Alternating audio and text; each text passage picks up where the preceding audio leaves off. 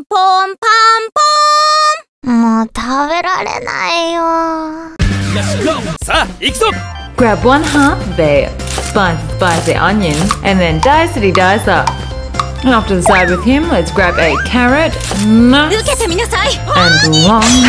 And we're gonna just roughly chop him up. Those can get chopped over to the side as well. And let's grab out some potato rights. Then just chop them up roughly. Lovely.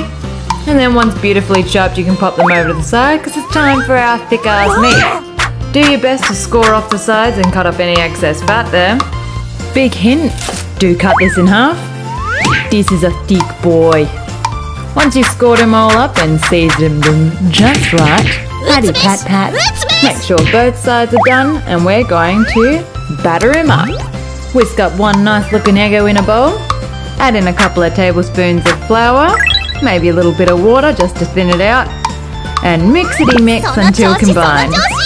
Now once he is nice and completely covered, we're going to pop some breadcrumbs in a bowl and then shove that boy straight in there. Get him all nice and covered too. And then just leave him off to the side for the moment because we're going to make that curry.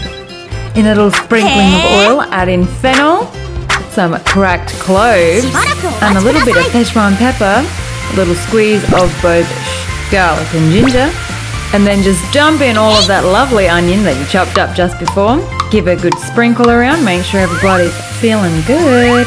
In goes in your carrots and potatoes. Again, give it a good mixity mix. In goes in enough water just to cover everybody, a couple of bay leaves, and then let it sit. Once all those veggies are nicely cooked through, add in a couple of lumps of curry roux, and then just melt those bad boys all together. On that low heat, just keep it bubbling, add in some mango chutney, good old squeeze, give everybody a nice mixity mix, and let's start cooking through that meat.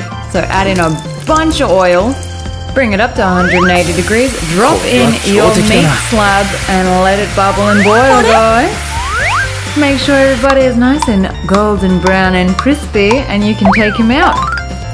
Pop him on a nice cooling rack, chop him up, and then on a monstrous pile of rice, you're going to pile on a whole bunch of curry on one side, looking nice. Stack on that pork katsu as well, and of course, the tonkatsu sauce. Just lather it on there, and done.